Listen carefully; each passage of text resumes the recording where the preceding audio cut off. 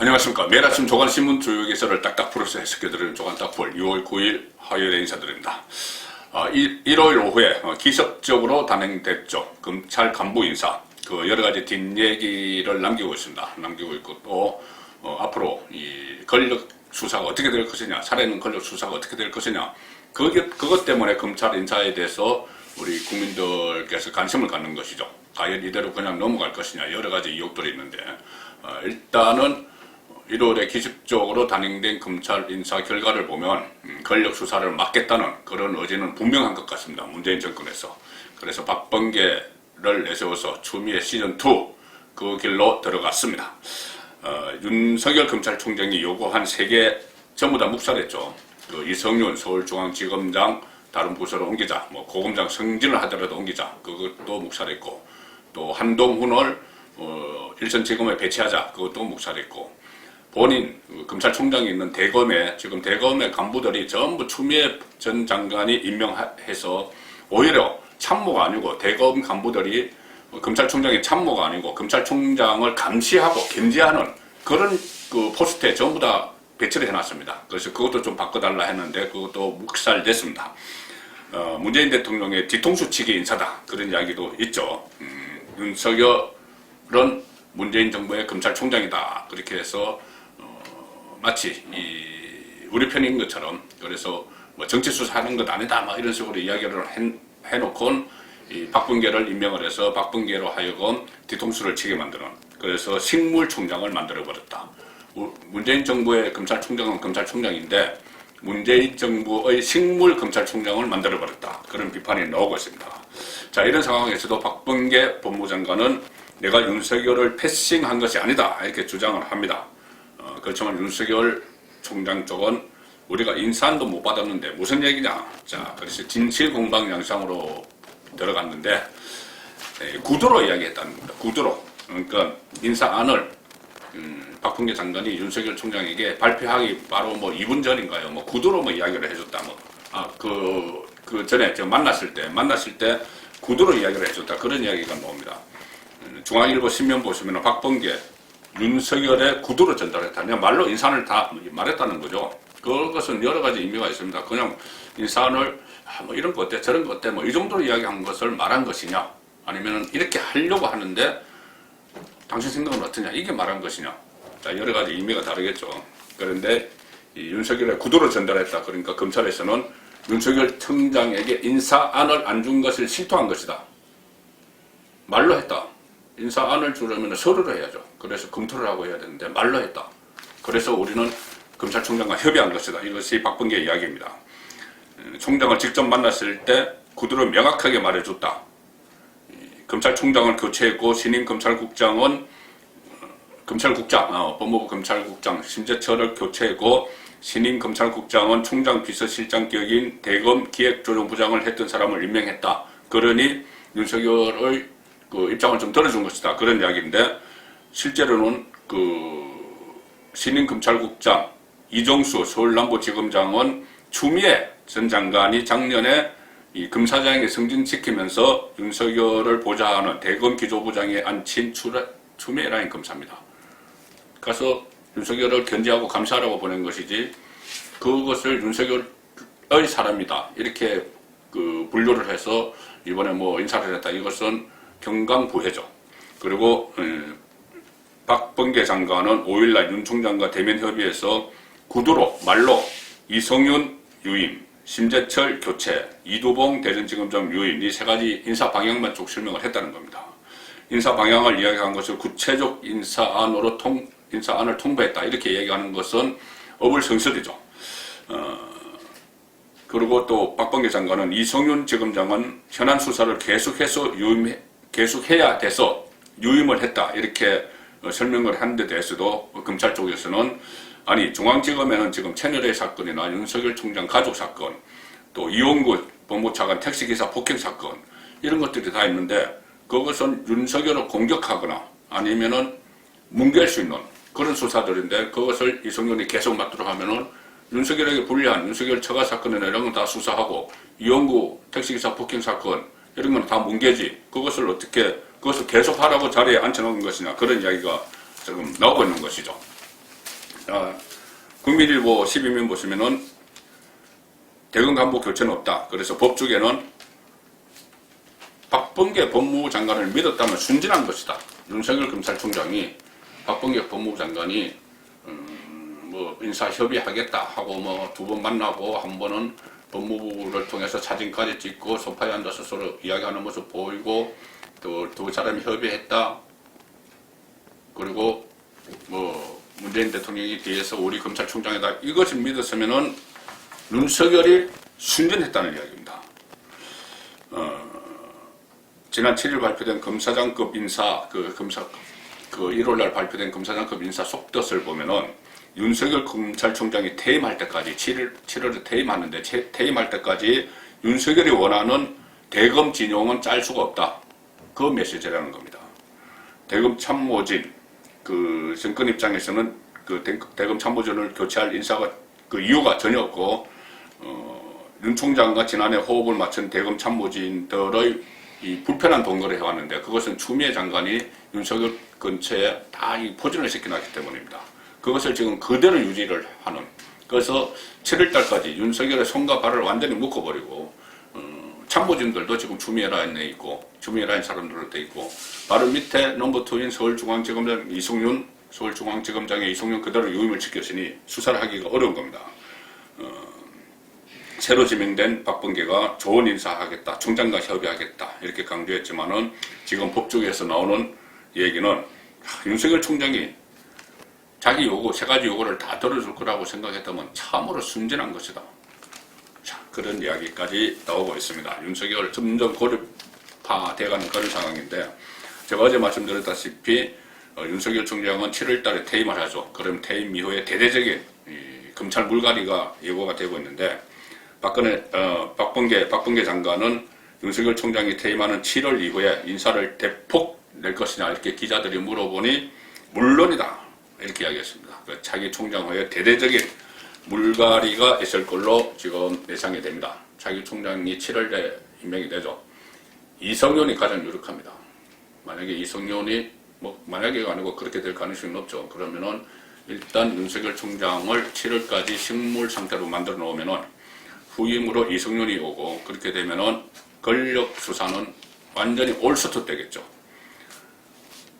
그전에 공수처까지 또 수사 진영을 갖춰서 본격적으로 권력 주변의 수사를 이첩받기 시작하면은 이 살아있는 권력 수사 이렇게 그동안 이렇게 시끄러웠던 윤석열 총장 2019년 7월에 취임하고 나서부터 이렇게 시끄러웠던 살아있는 권력 수사는 결국 못하고 끝나게 됩니다. 정권이 끝나게 됩니다. 자, 지금 당장 눈앞에 있는 월성 운전 조기 폐쇄 사건, 경제성 조작 의혹, 또 증거인멸 이 수사도 청와대로 가는 길목에서 암초가 생겨버렸습니다. 원래는 오늘 아침 조간까지 보면은 검찰, 동아일보 기사입니다. 검찰이 백운규 운전 문건 삭제무로 관계자들과 20차례 통화를 했다. 운전 문건 그때 530개가 다 아마 삭제가 됐죠. 그때 관계자들, 청와대까지 포함되겠죠. 검찰이 이런 정황을 다 수사를 해서 포착을 하고 어제 구속영장을 청구해서 어제 실질심사를 받았습니다. 검찰은 원전 부당 폐쇄를 해서 막대한 손해를 입혔다. 그리고 장관 지시로 경제성 평가 수치를 왜곡했다. 장관은 누구에게 지시를 받았겠죠? 청와대입니다. 청와대로 그래서 지금 수사가 청와대로 향해야 되는데 그 고비는 백운규에 대한 구속 여부였죠. 그런데 백운규 장관 구속영장이 기각되어 버렸습니다. 오늘 새벽에 기각이 됐기 때문에 조간에서는 반영을 못했죠. 그래서 인터넷 신문에서 기각 소식을 알리고 있습니다. 구속영장이 기각됐죠. 재판부에서는 범죄 혐의 다툴 여지가 있어서 방어권 행사를 보장해야 된다. 자, 이렇게 기각을 했습니다. 자, 이 상황이 되면은 윤석열 총장의 권력 수사는 또 멈칫하고 또 그런 상황에서 또 뭐 인사도 본인이 원하는 대로 이루어지지 않았기 때문에 상당히 윤석열의 시간에 지금 거의 다 지나가고 있는 것 아닌가 그런 생각이 듭니다. 이 상황에서 어제 윤석열 총장이 또 김진욱 공수처장과 상견례를 겸해서 면담을 했죠. 면담을 해서 뭐 분위기는 화기애애했다고 하는데 앞으로 이 공수처에서 권력 수사, 지금 검찰이 가지고 있는 것을 다 우리에게 넘기라. 자, 이렇게 되면은 공수처와 검찰이 또 갈등을 일으킬 수 있는 그런 상황인데, 그동안 공수처의 수사 대상 1호가 누구냐, 그런 이야기가 많았죠. 윤석열일 것이다.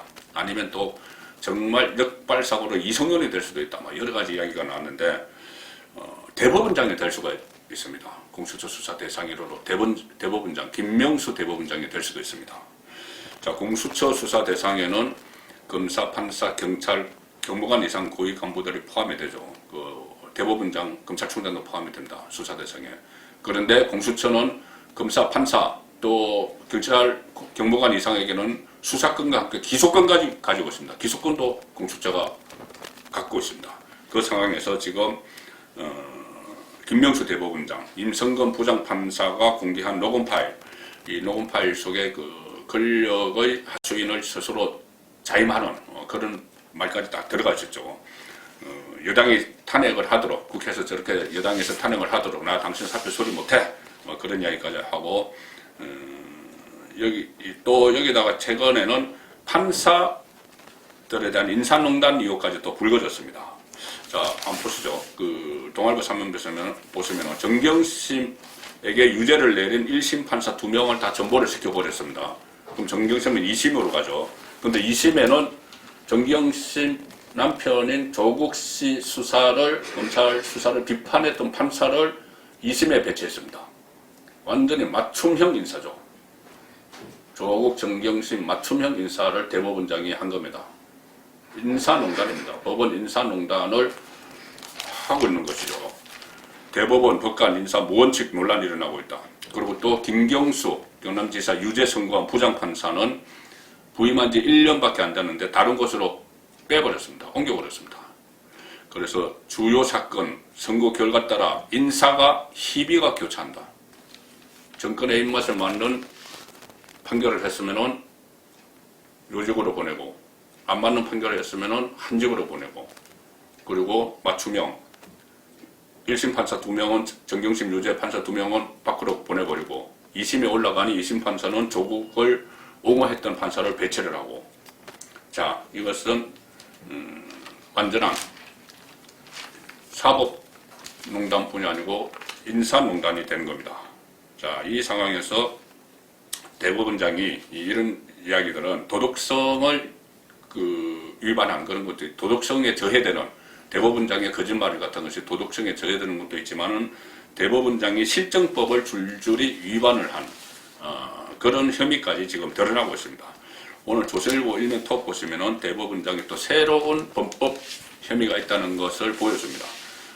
김명수 팀, 대법원장 청문회 준비를 할 때 김명수 팀이 판사들을 동원해서 로비를 했다고 말씀드렸죠. 임성근 부장판사도 법원 행정처에서 있으면서 국회의원들과 좀 교본이 있다고 임성근 부장판사에게도 가서 나를 위해서 전화 좀 해, 국회의원들에게 막 그렇게 해놓고 나중에는 그렇게 건강이 안 좋은데도 사표 처리도 안 하고 그랬다는 이야기가 있죠.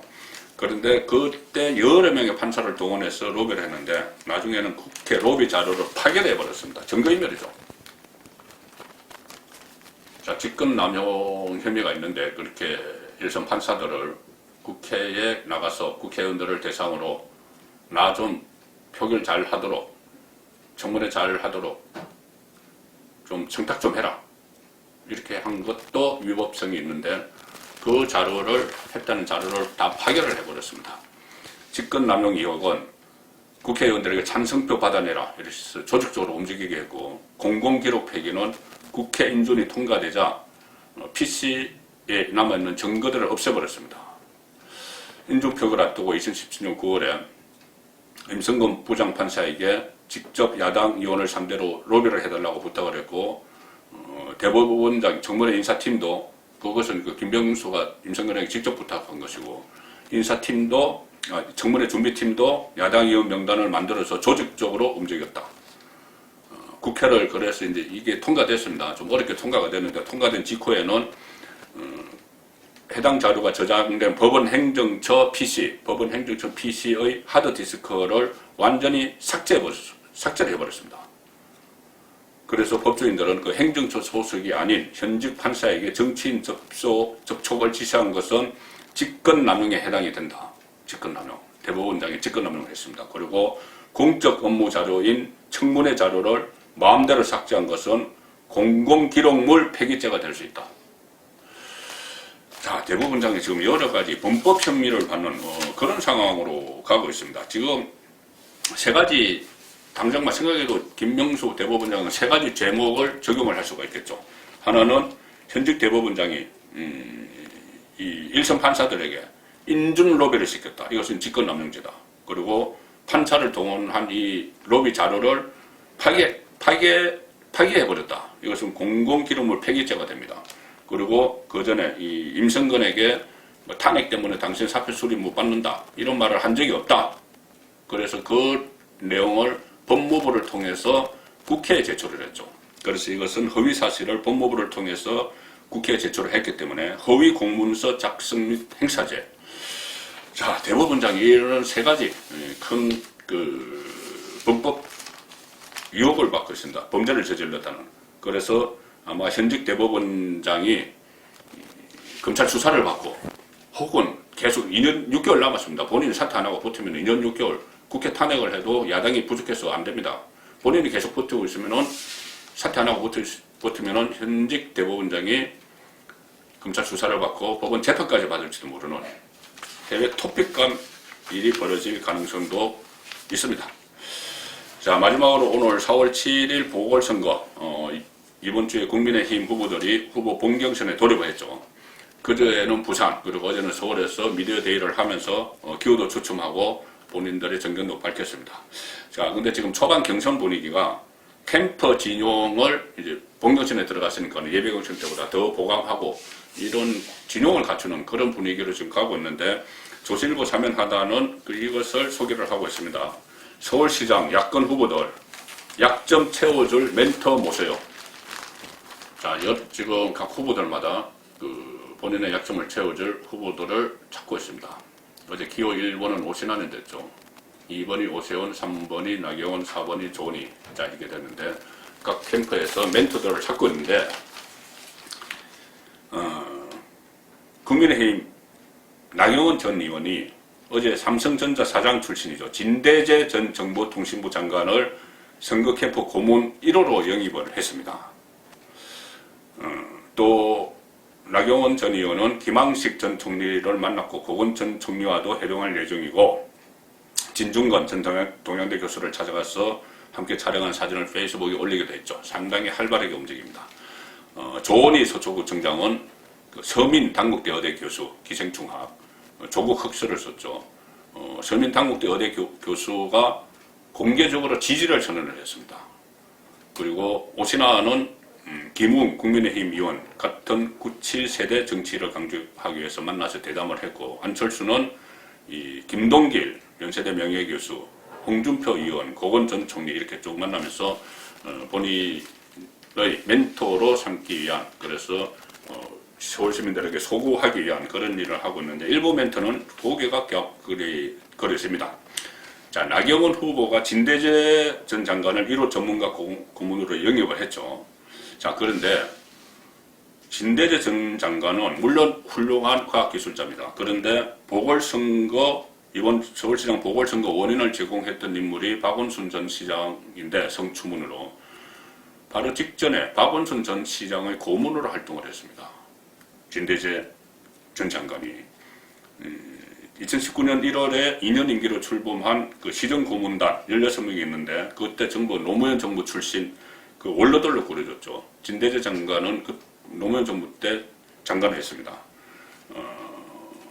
그래서 그때 여러 명, 뭐 정현주 전 KBS 사장, 김태유 전 청와대 보좌관, 또 이종석 전 통일부 장관, 지원희 전 여성부 장관 이런 사람들과 함께 노무현 정권 시절 사람들과 함께 박원순의 고문단이었습니다. 그리고 만약에 임기 2년이었으니까는 2019년 1월부터 시작했으니 박원순 전 시장이 그대로 시장으로 있으면은 불과 며칠 전 1월 달까지 계속 박원순 고문이었겠죠. 그런데 박원순 고문을 박원순 고문이 나경원 고문이 어쨌든 됐습니다.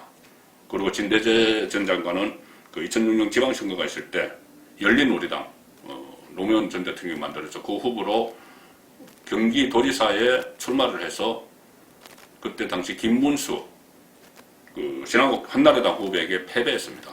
자, 어쨌든 그런 인물이 아마 그 나경원 후보가 적극적으로 영입을 한 것 같은데, 이렇게 되면 좀 정체성에 또 혼란이 생기는 것 아닌가, 국민의힘 정체성에 혼란이 생기는 것 아닌가, 자, 그런 걱정도 생깁니다.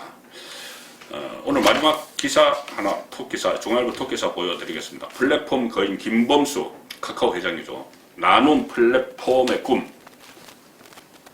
김범수 카카오 회장이 재산이 한 10조 되는데 그 중에 절반을 사회에 기부하겠다고 어제 사내 SNS망을 통해서 밝혔습니다. 카카오톡으로 번 10조 재산 절반 내놓겠다. 카카오 이사회 의장이죠. 카카오톡을 만든 김범수 절반 이상을 기부하겠다고 어제 발표를 했고, 직원 7천여 명이 포함된 단체 메시지로 공개를 했기 때문에 그대로 실천을 하겠죠.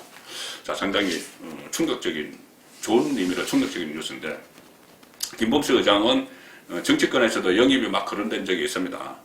그런데 제발 이런 사람은 정치하지 말고 맡은 바 분야에서 국가에 헌신하고 국민에게 봉사하는 그런 일을 했으면 좋겠습니다. 그 전에 있던 컴퓨터 프로그램 백신 개발자 또는 인권 변호사, 이런 사람들, 특히 인권 변호사가 정치를 하고 통치를 하게 되니 나라가 어떻게 되는지 지금 보고 있습니다.